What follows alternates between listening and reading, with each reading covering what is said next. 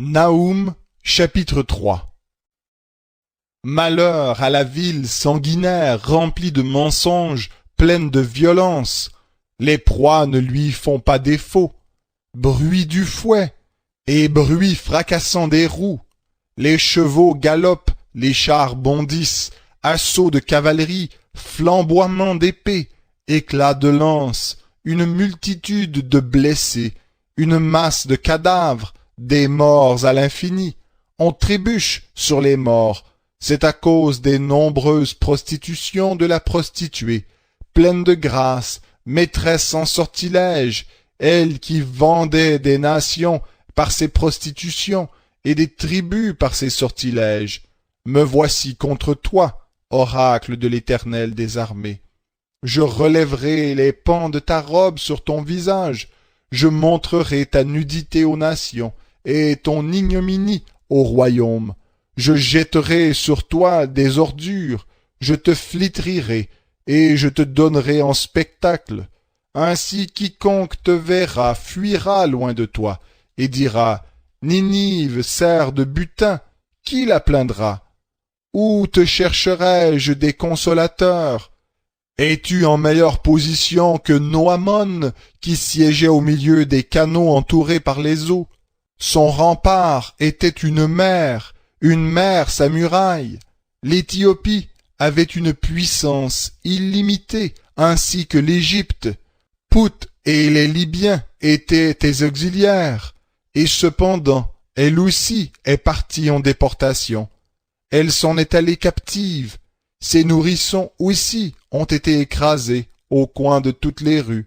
On a jeté le sort sur ces notables, et tous ces grands ont été chargés de chaînes. Toi aussi tu seras enivré, tu te cacheras.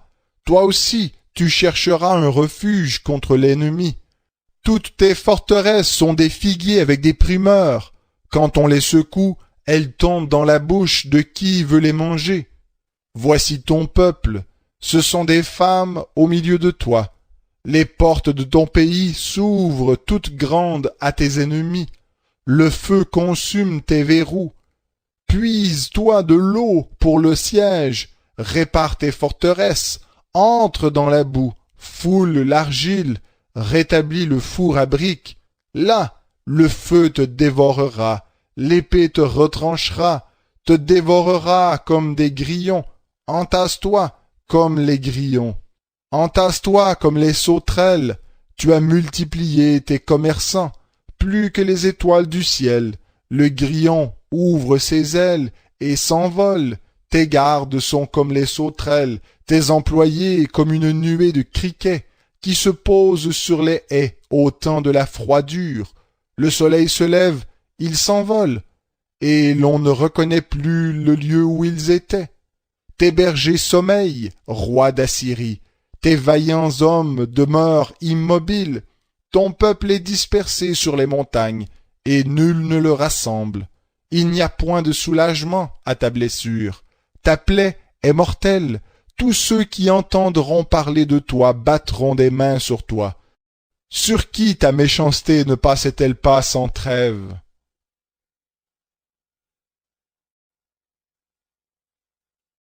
Habacuc, chapitre 1. Voici la menace dont le prophète Habacuc eut la vision. Jusques à quand, Éternel, appellerai-je au secours sans que tu écoutes? Te crierai-je violence sans que tu sauves? Pourquoi me fais-tu voir le mal et regardes-tu l'oppression? Pillage et violence sont devant moi, il y a contestation, et la dispute s'élève.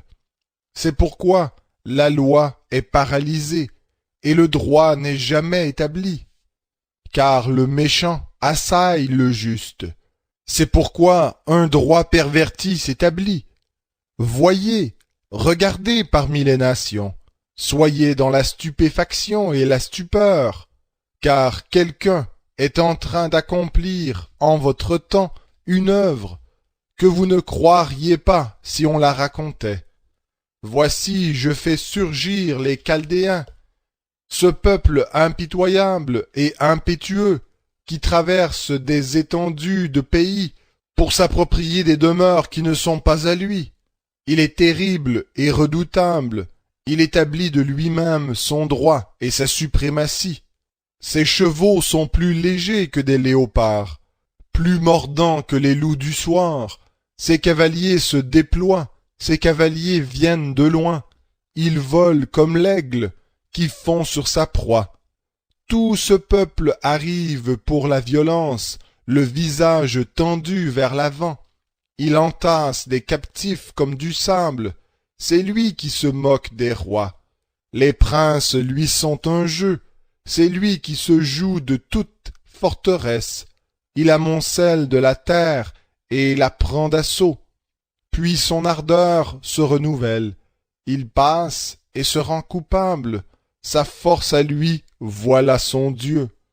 Mais toi, n'es-tu pas depuis toujours, Éternel mon Dieu, mon Saint? Nous ne mourrons pas. Éternel, tu l'as établi pour le jugement. Mon rocher, tu l'as affermi pour châtier. Tes yeux sont trop purs pour voir le mal. Tu ne peux pas regarder l'oppression. Pourquoi donc regardes-tu les traîtres? Gardes-tu le silence quand un méchant engloutit un plus juste que lui? Tu traites les humains comme des poissons de mer, comme des bestioles qui n'ont pas de maître. Tous ensemble, il les enlève à l'hameçon. Il les tire dans son filet. Il les accumule dans sa nasse. Alors, il est dans la joie et l'allégresse. Alors il offre un sacrifice à son filet, du parfum à sa nasse. Car par eux, sa portion est grasse et sa nourriture copieuse. Alors, va-t-il vider son filet et continuer sans pitié à massacrer des nations? Habacuc, chapitre 2. Je vais prendre mon tour de garde. Je vais me tenir sur le rempart. Je vais guetter pour voir ce qu'il me dira, et ce que je répliquerai au sujet de mes doléances. L'Éternel me répondit en ces termes. Écris une vision, grave-la sur les tablettes, afin qu'on la lise couramment. Car c'est une vision dont l'échéance est fixée. Elle aspire à son terme, elle ne décevra pas. Si elle tarde, attends-la, car elle s'accomplira certainement. Elle ne sera pas différée. Voici que son âme est enflée. Elle n'est pas droite en lui, mais le juste vivra par sa foi. Certes, le vin est traître, l'homme hautain ne reste pas tranquille. Il élargit sa gorge comme le séjour des morts, comme la mort, il est insatiable. Il attire à lui toutes les nations. Il assemble auprès de lui tous les peuples. Tous ceux-là ne vont-ils pas faire de lui une fable, un sujet de moquerie et d'énigme? On dira, malheur à celui qui accumule ce qui n'est pas à lui. Jusque à quand? Et qui augmente le fardeau de ses dettes. Tes créanciers ne vont-ils pas soudain se lever? Ceux qui te secourront ne vont-ils pas s'éveiller? Tu deviendras leur butin, parce que tu as pillé beaucoup de nations. Tout le reste des peuples te pillera, à cause du sang humain, à cause de la violence faite au pays, à la ville et à tous ses habitants. Malheur à celui qui, pour sa maison, se taille un profit malhonnête, afin de faire son nid sur les sommets, pour se préserver de l'atteinte du malheur. C'est la honte de ta maison que tu as décidé, en abattant de nombreux peuples. Tu as manqué ta vie. Car la pierre crie de la muraille, et la poutre lui répond de la charpente. Malheur à celui qui construit une ville dans le sang, qui fonde une cité dans le crime. N'est-ce pas de l'Éternel des armées que vient ceci? Les peuples se fatiguent pour le feu, les foules peinent pour du vide, car la terre sera remplie de la connaissance de la gloire de l'Éternel, comme les eaux recouvrent le fond de la mer. Malheur à celui qui fait boire son prochain, à toi qui verses ton poison et qui l'enivre, afin de voir sa nudité. Tu t'es rassasié de honte plutôt que de gloire. Bois aussi toi-même, et mets-toi à nu. La coupe de la droiture de l'Éternel retournera vers toi. Honte sur ta gloire, car la violence faite au Liban t'étouffera. Et ce que tes troupeaux auront pillé les brisera de terreur à cause du sang humain, à cause de la violence faite au pays, à la ville et à ses habitants. À quoi sert une statue pour que l'artisan la taille, une image de métal fondu, enseignant le mensonge, pour que l'artisan qui l'a façonnée se confie en elle au point de fabriquer des faux dieux muets?